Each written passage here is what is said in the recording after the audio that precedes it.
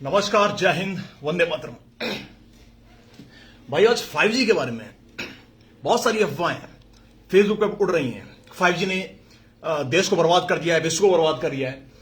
बहुत सारे लोग हैं जो 5G का समर्थन कर रहे हैं। ये वो लोग हैं जो फेसबुक का ज्ञान लेके आते हैं, जो व्हाट्सएप यूनिवर्सिटी में पढ़े हुए लोग हैं, जो तर्क देते हैं कि भैया जापान में 7G चल रहा है, इटली में, फ्रांस में चल रहा है, ऑस्ट्रेलिया में चल रहा है, वहां तो परिंदा भी नहीं मरा।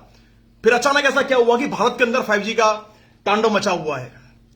साफ साफ क्लियर कर देना चाहता हूं, बहुत सारी रिसर्च करके आया हूं भाई, आप सब लोगों के लिए बहुत शानदार वीडियो है। 5G वास्तव में भारत के लिए बहुत खतरनाक है, ध्यान रखिए। 5G वास्तव में भारत के लिए बहुत खतरनाक है। 5G से कोरोना नहीं होता, यह कंफर्म बात है। 5G में जो इलेक्ट्रोमैग्नेटिक पार्टिकल्स हैं, यानी जो वेव तरंगें, जो वेब रेडियो पार्टिकल्स हैं, वो बैक्टीरिया को या वायरस को कैरी नहीं करते, बैक्टीरिया नहीं फैला सकते, वायरस नहीं ले सकते। तो यह बात क्लियर है कि कोविड 5G कारण नहीं हो रहा है। लेकिन भाइयों, अगर मैं आपसे कहूं कि 5G के कारण कोविड से भी खतरनाक स्थिति पैदा होगी, तो शायद आप चौंक के हिल जाएंगे। सबूत दूंगा इस बात का मैं, चूंकि यह बात सरकार बाहर लीक नहीं कर रही है, यह बात सरकार आने नहीं देगी, क्योंकि इसको खरीदने वाले देश में दो लोग हैं, आदित्य बिरला और मुकेश अंबानी। और ये वो दो लोग हैं जो सरकार को डायरेक्टली फंड करते हैं, जो सरकार को इलेक्शन के लिए कैंपेन करते हैं। पर भैया, जैसा कि मैं न रुकता हूं ना झुकता हूं, मैं इनका पर्दाफाश करूंगा कि 5G इलेक्ट्रोमैग्नेटिक रेडिएशंस, ये रेडिएशंस कितनी खतरनाक हैं ह्यूमन बॉडी के लिए, ये मैं आपको आज साबित करूंगा। तो भैया स्टार्ट करते हैं। 2003 के अंदर 3G आया। ये 3G आया जिसकी फ्रीक्वेंसी बहुत कम थी, मतलब एमबी में नापी जाती थी इसकी फ्रीक्वेंसी। भाई साहब, आपने सुना होगा, अगर नहीं सुना होगा तो जरा गूगल सर्च करके देखिए। Amar Ujala, Dainik Bhaskar, times of India को नहीं, क्योंकि ये वही छापेंगे जो अमीर ज्यादा छप बनना चाहते हैं। मैंने भी सोचा, मैंने भी अमर उजाला के पढ़े, मैंने भी हिंदुस्तान टाइम्स पढ़ा, सब कुछ पढ़ा, इसमें सब कुछ साफ साफ अच्छा लिखा आ रहा है। फिर मुझे दिमाग आया कि भैया ये तो बिकाऊ मीडिया है, भांड मीडिया है, कल को मैं पैसा दूंगा, मेरे को शक्तिमान बताएगी। फिर मैंने रिसर्च की जनरल्स में, बाहर के जनरल्स में, लंदन की यूनिवर्सिटी के जनरल मैंने पढ़ा, और तब ज्ञात हुआ मेरे को कि जब 3G आया था भाई साहब, तब आपको याद होगा, ये अफवाह फैली थी या सच था पता नहीं, कि जितने भी गिद्ध थे, वल्चर, गिद्ध खत्म हो गया अचानक। क्योंकि गिद्ध का बहुत सेंसिटिव हार्ट होता है, दिल होता है, जो उड़ते हैं, बहुत बड़ा पक्षी होता है। भाई साहब, ये अचानक हमारी संस्कृति से, हमारी धरती से गायब हो गया, क्योंकि 3G रेडिएशन इतना ज्यादा था कि उसने उसके दिल पर डायरेक्ट अटैक किया। उसके बाद 2011 में 4G आया। 4G जब टावर्स लगाए गए, इसका रेडिएशन ज्यादा था, इसकी फ्रीक्वेंसी ज्यादा थी, हमें सुविधा हुई, वीडियो कॉल करने लग गए हम लोग मोबाइलों पे। लेकिन भाई साहब, ये भी 600-800 MB के करीब जा रहा था, इसका कम था तुलना 4G के, जो आने वाला 5G है। इसमें भाई साहब कोर्ट ने ऑर्डर किया, ये इंटरनेट पर कोर्ट का ऑर्डर पढ़ सकते हो, कि 4G की जितनी भी लाइंस हैं, जितने भी टावर्स हैं, वो सिटी से 2 किलोमीटर दूर लगाए जाएं, 2 किलोमीटर दूर लगाए जाएं, ताकि ह्यूमन बॉडी पर इसका इफेक्ट ना आए। पर क्या ऐसा हुआ? आपके घर के आसपास भैया 4G के टावर लगे होंगे, मैं गारंटी ले रहा हूं, आपके घर के आसपास 4G के टावर लगे हैं। जिससे हो क्या रहा है भाई साहब, अब मैं आपको खुल के बताता हूं इसकी बीमारी के लक्षण क्या हैं, क्योंकि मेरी बात कुछ लोगों से हुई है जिसकी सही जांच पड़ताल की गई है। जिन लोगों ने ब्लड कैंसर आपको होता है, आपको मिर्गी के दौरे पड़ते हैं, प्रेगनेंसी पर फर्क पड़ता है। जिन प्रेग्नेंट लेडी जो 4G पर बात कर रही हैं, रेगुलर वीडियो कॉल पे बात कर रही हैं, उनके बच्चे मानसिक विकलांग होते हैं, शायद शारीरिक विकलांग पैदा होते हैं। यह हकीकत बात है। मैं उन डरने वाले लोगों में से नहीं हूं जो सरकार ने बोल दिया भैया यही बोलना है वही बोलूंगा। मैं कोई मीडिया पर्सनालिटी नहीं हूं। शायद लाइट यहां की चली गई है, लेकिन फिर भी मैं जारी रखूंगा। दूसरी बात, 1.8 वाट प्रति किलोग्राम के हिसाब से फ्रीक्वेंसी छोड़ी जा रही है। उसके बावजूद भी 5G की रेडिएशन में जमीन आसमान का फर्क आएगा। अब मैं उन लोगों की बात कर दूं जो ये कहते हैं भैया पहले से 5G चल रहा है, अमेरिका में पहले से 5G चल रहा है, जापान के अंदर। उनकी बातों का खंडन मैं किस तरह कर सकता हूं कि भैया जापान को जो घनत्व है, यानी वहां जो पर स्क्वायर किलोमीटर पर जो आदमी रहते हैं वो बहुत कम रहते हैं। हिंदुस्तान की आबादी बहुत ज्यादा है, यहां का घनत्व तो बहुत ज्यादा है, बाकायदा यहां पर टावर्स ज्यादा लगाने की जरूरत है। और मैं आपको बता दूं कि हिंदुस्तान में क्या डील हुई है, क्या समझौता हुआ है, क्या संधि हुई है इन अरबपतियों के बीच में, क्लियर बता देता हूं। मुकेश अंबानी ने यानी जियो के मालिक ने 57,000 करोड़ 57,000 करोड़ रुपए में 5G स्पेक्ट्रम को खरीदा है। अभी किससे खरीदा है आपको जानकारी होनी चाहिए इस बात की। भैया चाइना ही पूरे वर्ल्ड में मालिक है 5G केबल्स की।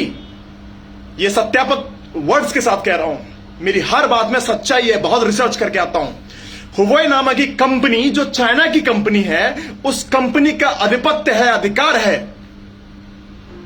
वो अधिकार से भैया हमारे मुकेश अंबानी भाई साहब लेंगे 5G, और ये बता रहे हैं कि स्वदेशी कंपनी है। ये कोई स्वदेशी नहीं है, बाहर के लोगों से आधिपत्य लिया जा रहा है इंडिया में आप मालिक हो, इंडिया में आप मालिक हो, लेकिन है तो बाहर की कंपनी से ली हुई। अब दूसरी बात, 5G जब लिया जा रहा है तो उसमें कुछ इंटरनेशनल मानक निर्धारित किए जाते हैं कि आपको इतनी फ्रीक्वेंसी छोड़नी है।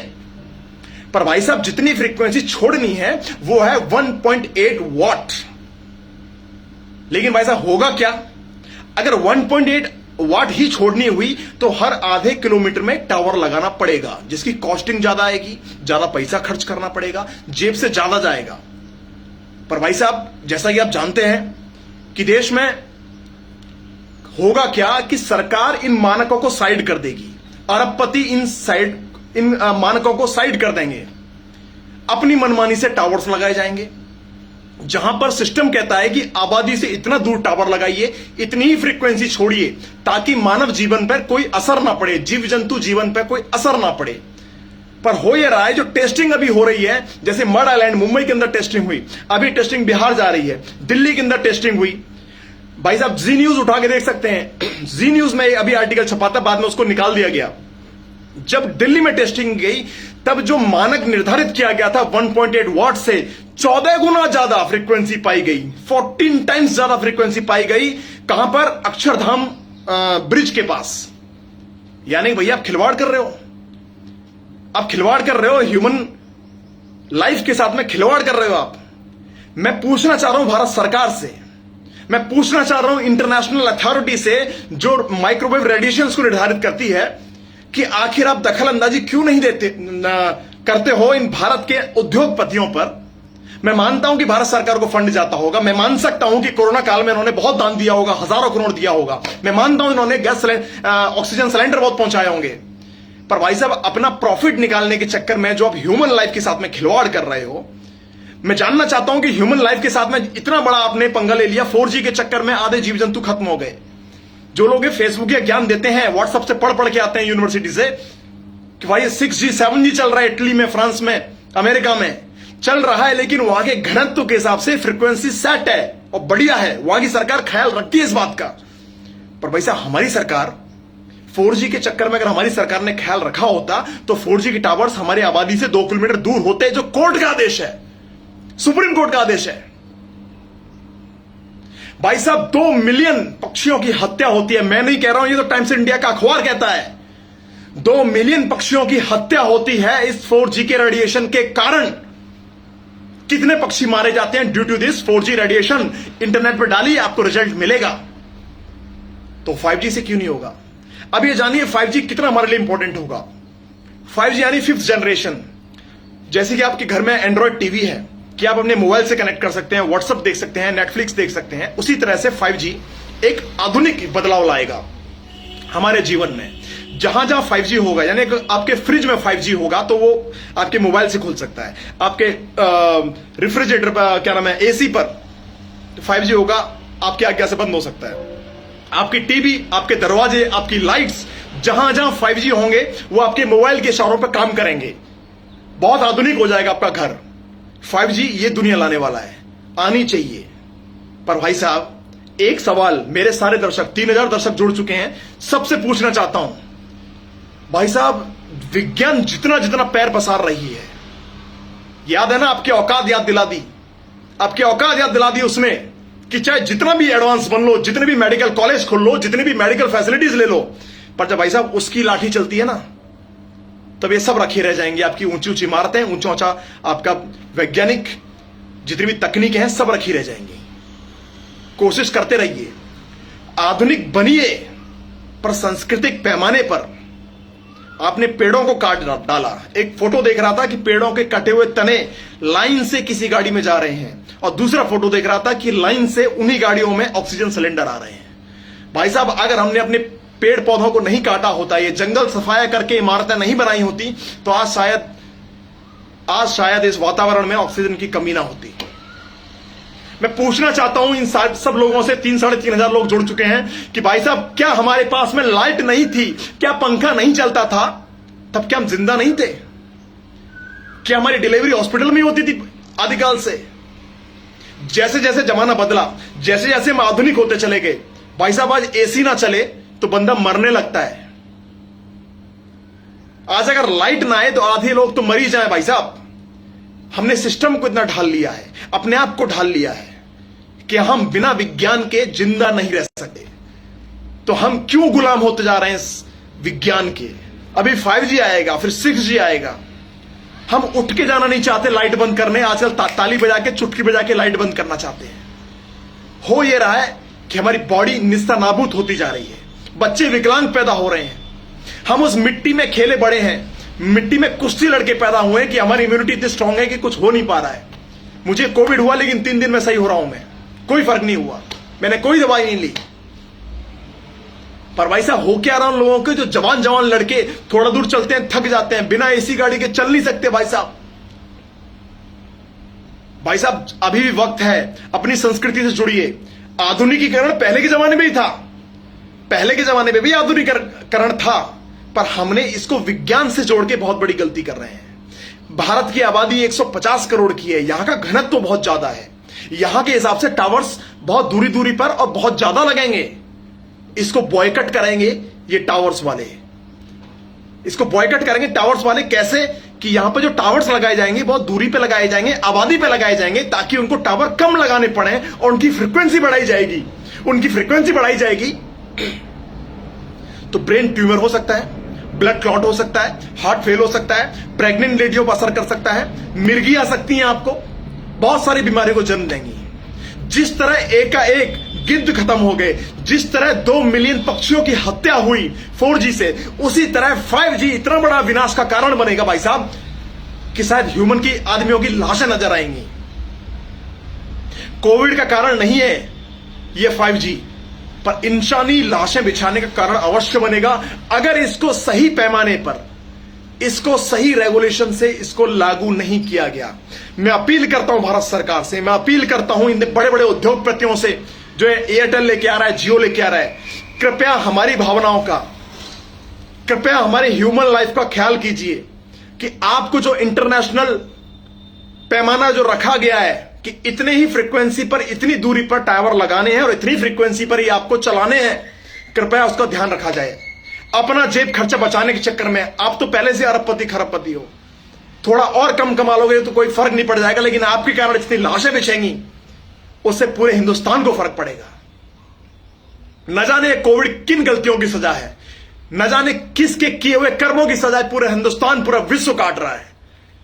कम से कम और एक तीसरी लहर आने से बचिए, कम से कम और एक नई बीमारी को जन्म मत दीजिए।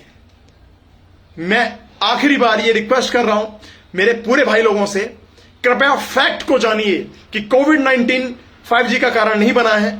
ये 5G कारण बनेगा उन हजारों मौतों का, अगर इसको सही तरीके से फ्रीक्वेंसी में नहीं लॉन्च किया गया, अगर सही तरीके से आबादी से दूर हटके इन टावर्स को नहीं लगाया गया और उसका रेगुलेशन सही नहीं रखा गया। क्योंकि इसकी आने वाली रेडियो वेव्स इतनी खतरनाक हैं, इतनी गर्मी पैदा करती हैं, इतनी एनर्जी पैदा करती हैं, मैं जो साइंटिफिक लैंग्वेज में बताऊंगा आपको समझ में नहीं आएगी, तो आपको मैं देसी लैंग्वेज में समझा रहा हूं कि इसको आने वाली जो गर्माहट की तरंगे हैं वो आपके दिमाग पर, दिल पर इतनी ज्यादा बुरी तरह असर डालेंगी कि आप 40 साल के बाद जी नहीं पाओगे।